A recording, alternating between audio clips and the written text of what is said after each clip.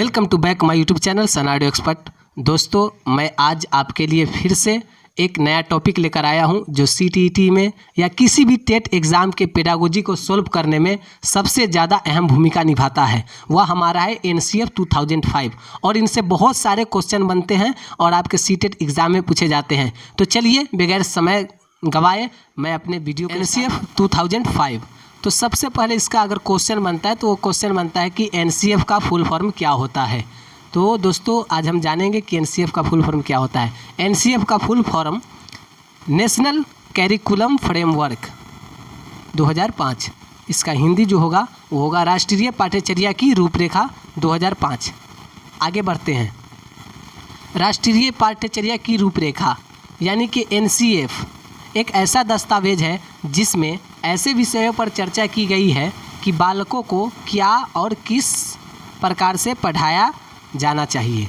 यानी कि बालकों को क्या पढ़ाया जाना चाहिए और किस प्रकार से पढ़ाया जाना चाहिए, यह हमारा एनसीएफ 2005 डिसाइड करता है। एनसीएफ 2005 की उत्पत्ति रविंद्रनाथ टैगोर के सभ्यता और प्रगति नामक निबंध से हुई है। एक क्वेश्चन यहाँ से बहुत ज़्यादा इंपॉर्टेंट निकलता है कि एनसीएफ 2005 की उत्पत्ति किस निबंध से हुई है, तो हमें सभ्यता और प्रगति जवाब देना है। आगे बढ़ते हैं। राष्ट्रीय पाठ्यचर्या की रूपरेखा 2005 के अनुसार स्कूली शिक्षा पाठ्य पुस्तक केंद्रित न होकर बाल केंद्रित हो। यानी कि जो हमारा स्कूल एजुकेशन होगा वो पाठ्य पुस्तक केंद्रित या शिक्षक केंद्रित न होकर बाल केंद्रित हो। बाल केंद्रित का मतलब यह होता है कि बालक के अनुसार शिक्षा दिया जाना चाहिए, यानी कि बालक के अनुसार हमको शिक्षा देना है। एनसीएफ 2005 को प्रोफेसर यशपाल की अध्यक्षता में तैयार किया गया। यह भी बहुत ज़्यादा इंपॉर्टेंट लाइन है। क्वेश्चन बनता है कि एनसीएफ 2005 को किसके अध्यक्षता में तैयार किया गया है, तो प्रोफेसर यशपाल। अब यहाँ से दोस्तों बहुत ज़्यादा इम्पोर्टेंट ये जो 5 लाइनें होंगे ये बहुत ज़्यादा इम्पोर्टेंट है, इसको बारीकी से समझने की कोशिश करेंगे। तो पहला क्या है मेरा, ज्ञान को स्कूल के बाहरी जीवन से जोड़ा जाए। यानी कि ज्ञान को स्कूल के बाहरी जीवन से जोड़ा जाए का मतलब यह हुआ कि जो ज्ञान हम स्कूल के अंदर देते हैं, जैसे मैंने ताजमहल के बारे में बच्चों को पढ़ाया, ताजमहल आगरा में है, ताजमहल का फ़ोटो दिखाए, ये वो किए, उसके बारे में संपूर्ण जानकारी दिए। अब इसको बाहरी जीवन से कैसे जोड़ना है, तो बच्चों को परिभ्रमण के लिए हम ताजमहल यानी कि आगरा में ले जाएंगे और ताजमहल को दिखाएंगे। वह बच्चा खुद से देखेगा, उस मूर्त अनुभव करके वो कुछ ज़्यादा सीखेगा। इसका मतलब यही हुआ। नेक्स्ट पॉइंट की तरफ बढ़ते हैं। पढ़ाई को रटंत प्रणाली से मुक्त किया जाए। यानी कि बच्चों को रटवाना नहीं है, बच्चे को समझाना है, उसको समझाकर शिक्षा देना है। नेक्स्ट पॉइंट है कि पाठ्यचर्या पाठ्य पुस्तक केंद्रित ना हो, यानी कि टेक्स्ट बुक केंद्रित ना हो, हमारा बाल केंद्रित होना चाहिए पाठ्यचर्या, यानी कि बालक के अनुसार हमको शिक्षा दिया जाना है। ठीक, आगे बढ़ते हैं। आगे का जो लाइन है वो है विद्यालय में दी जाने वाली शिक्षा को विभिन्न गतिविधि से जोड़ा जाए। यानी कि विद्यालय में जो एजुकेशन दे रहे हैं उसको विभिन्न गतिविधि से जोड़ेंगे, जैसे खेल कूद के माध्यम से ETC। चलिए आगे बढ़ते हैं। नेक्स्ट पॉइंट है कि राष्ट्रीय मूल्यों के प्रति आस्थावान विद्यार्थी तैयार किए जाए। अब आगे है एनसीएफ 2005 का निर्माण एनसीईआरटी द्वारा किया गया। यानी कि आपसे ये भी क्वेश्चन पूछ लिया जाएगा कि एनसीईआरटी 2005 का निर्माण किनके द्वारा किया गया था, तो आपको एनसीईआरटी जवाब देना है, एनसीईआरटी जवाब देना है। आगे बढ़ते हैं। इसको पूर्ण करने का कार्य प्रोफेसर कृष्ण कुमार के नेतृत्व में किया गया था। इसका प्रमुख लक्ष्य आत्मज्ञान अर्थात विद्यार्थियों को अलग अलग अनुभवों का अवसर देकर उन्हें स्वयं ज्ञान की प्राप्ति करनी होती है। उम्मीद करता हूँ कि आप लोग समझ गए होंगे। नेक्स्ट पॉइंट की तरफ चलते हैं। दोस्तों जितने भी सारे पॉइंट पढ़ रहे हैं बता रहे हैं वो बहुत ज़्यादा इम्पोर्टेंट है। किसी भी सीटेट या टीईटी के पेडागोजी को सोल्व करने के लिए, और इनसे बहुत सारे क्वेश्चन बनते हैं एग्ज़ाम में। आगे देखते हैं। एनसीएफ 2005 के अनुसार हर विद्यार्थी की अपनी क्षमता और कौशल होते हैं। कहने का मतलब यानी कि हर विद्यार्थी के अंदर सीखने की अपनी अपनी क्षमता होती है, तो हर विद्यार्थी को उसे व्यक्त करने का मौका प्रदान किया जाना चाहिए। और आपको क्या करना है कि उस विद्यार्थी के द्वारा उसके अनुभव को देखना है, उसके अनुभव जानने का प्रयास हम करेंगे। वह एनसीएफ 2005 हमें बताता है। अब देखिए एनसीएफ 2005 के प्रमुख कुछ सुझाव है, इसको बारीकी से समझते हैं। तो किसी भी प्रकार की सूचना को ज्ञान मानने से बचा जाए, यानी कि एनसीएफ 2005 का सुझाव हमें कहता है कि किसी भी प्रकार की सूचना को ज्ञान मानने से बचा जाए, क्योंकि सूचना बदल भी सकता है। अब जैसे कोई आया और हमें कहा, वो किसी के माध्यम से सुनकर आया कि राम का डेथ हो गया, हमें यह सूचना मिली, और अगर यह हम ज्ञान के रूप में ले लेंगे तो यह गलत हो जाएगा। फिर बाद में हमको पता चला कि राम अभी जिंदा है, तो सूचना को ज्ञान नहीं मानना है, ज्ञान मानने से बचा जाए। ठीक, आगे बढ़ते हैं। विद्यार्थियों को दी जाने वाली शिक्षा में शिक्षण सूत्र जैसे ज्ञात से अज्ञात की ओर, मूर्त से अमूर्त की ओर etc शिक्षण सूत्रों का अधिक से अधिक प्रयोग किया जाए। कहने का मतलब कि जो हम शिक्षण सूत्र का प्रयोग करेंगे ज्ञात से अज्ञात की ओर, मूर्त से अमूर्त की ओर। मूर्त मतलब जो आँख से दिखाई दे, जो वस्तुएं हम जिस वस्तु को हम देखकर यानी कि दिखाकर शिक्षा दे सके। अमूर्त का मतलब जिससे हम देख ना सके, जो वहाँ पर उपलब्ध ना हो, उसके बारे में बताई जा रही हो। समझ गए? अब आगे बढ़ते हैं। सजा व पुरस्कार की भावना को सीमित रूप से प्रयोग किया जाए, यानी कि बच्चे को सबसे पहले तो किसी प्रकार का सज़ा देना नहीं है। अगर आप दे रहे हैं तो वह सीमित रूप से उसका प्रयोग कीजिए। और नेक्स्ट पॉइंट की तरफ बढ़ते हैं। सह शैक्षिक गतिविधियों में बच्चों के अभिभावकों को भी जोड़ा जाए, यानी कि जो सह शैक्षिक गतिविधि कराएंगे उसमें बच्चों के अभिभावक को भी हम शामिल करेंगे। चलिए नेक्स्ट की पॉइंट की तरफ बढ़ते हैं।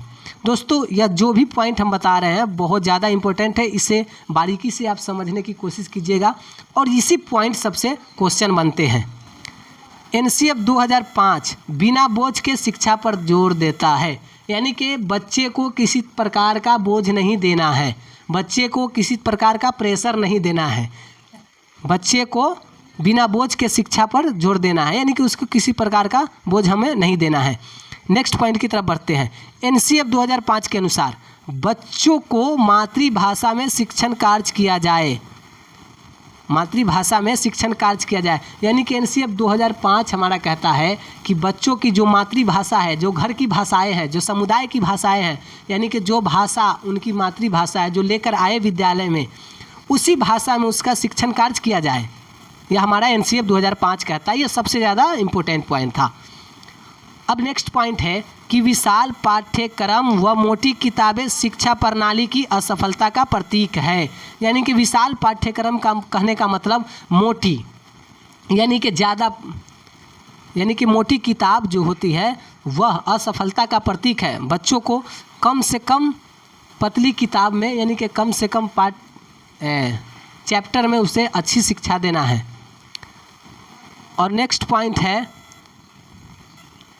मूल्यों को उपदेश देकर नहीं वातावरण देकर स्थायित्व किया जाए, स्थापित किया जाए, यानी कि मूल्यों को उपदेश देकर नहीं वातावरण देकर स्थापित किया जाए। जैसे कोई चीज़ हम अगर बता रहे हैं तो उसको उपदेश देकर नहीं, यानी कि उसके वातावरण के अनुसार ढालकर उसे शिक्षा देना है। नेक्स्ट पॉइंट की तरफ बढ़ते हैं। बच्चों को स्कूल के बाहरी जीवन से तनाव मुक्त वातावरण प्रदान करना, जैसे बच्चा एजुकेशन लेते समय वही कि स्कूल के बाहरी किसी भी प्रकार का उसके अंदर तनाव न हो, उस तनाव को ख़त्म कर कर उसके वातावरण के अनुसार हमको शिक्षा देना है। नेक्स्ट पॉइंट है पुस्तकालय में बच्चों को स्वयं पुस्तक चुनने का अवसर दें, कहने का मतलब यह है कि पुस्तकालय में बच्चों को खुद से किताब चुनने का अवसर दे। जो बच्चों को किताब पसंद होगा वही किताब का वो अध्ययन करेगा, उसके अनुसार आपको शिक्षा देना है, बच्चों के अनुसार। नेक्स्ट पॉइंट है कि समुदाय को मानवीय संसाधन के रूप में प्रयुक्त होने का अवसर दें। फिर नेक्स्ट पॉइंट है बच्चों के मानसिक स्तर एवं योग्यता के अनुसार पाठ्यक्रम का निर्धारण करें। यह सबसे ज़्यादा इम्पोर्टेंट है, क्योंकि हर बच्चे की मेंटल एबिलिटी जो होता है वो अलग अलग होती है, यानी कि उसकी सोचने की क्षमता, समझने की क्षमता, उसकी योग्यता हर बच्चे की अलग अलग होती है। तो बच्चे के मानसिक स्तर एवं योग्यता के अनुसार हमको बच्चे को एजुकेशन देना है, यानी कि शिक्षा देना है। नेक्स्ट पॉइंट की तरफ बढ़ते हैं।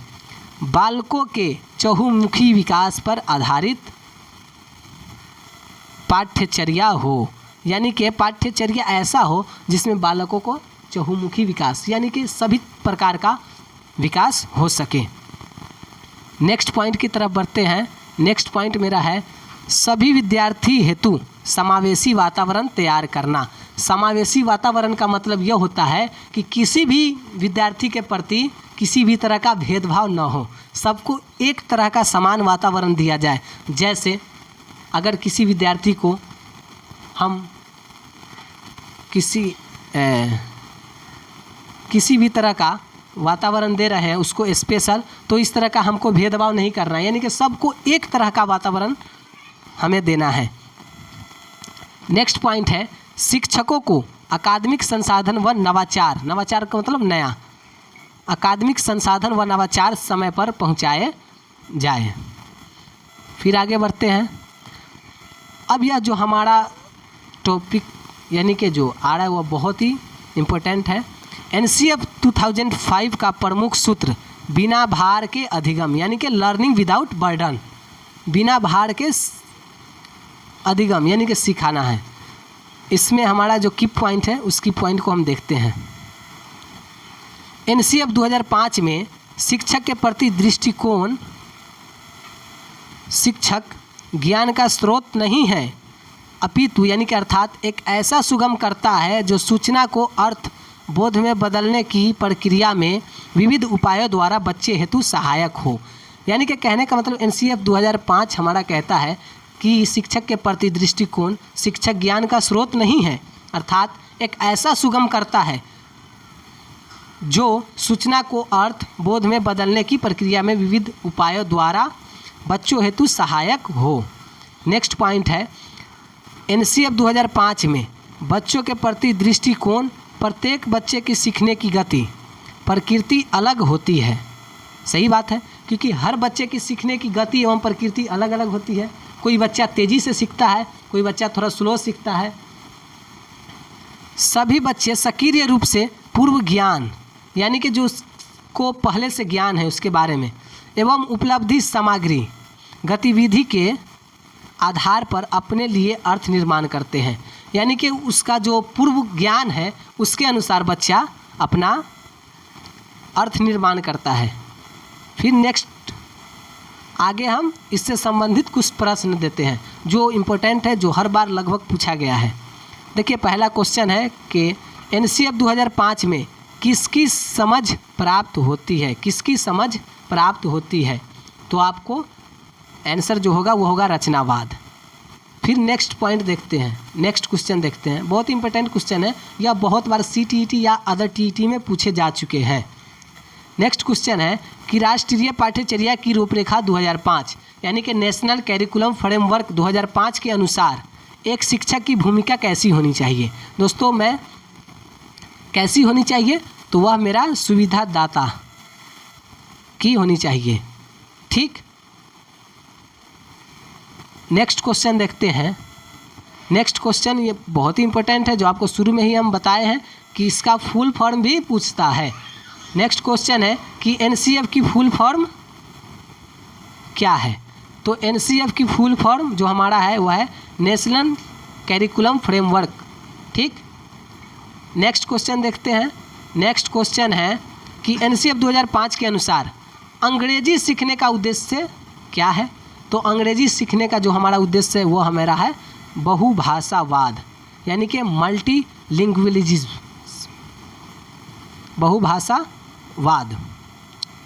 और लास्ट जो क्वेश्चन है वो है मेरा कि एनसीएफ 2005 बल देता है, यानी कि एनसीएफ 2005 जो हमारा सबसे ज़्यादा जो बल देता है वो करके सीखने पर, यानी कि स्वयं से करके सीखने पर बल देता है। यह मेरा सबसे ज़्यादा इम्पोर्टेंट क्वेश्चन है, करके सीखने पर बल देता है एनसीएफ 2005। दोस्तों अगर आपको यह वीडियो अच्छा लगा हो तो लाइक, शेयर एंड चैनल को सब्सक्राइब कर दीजिएगा। फिर मिलते हैं नेक्स्ट वीडियो में, तब तक के जय हिंद।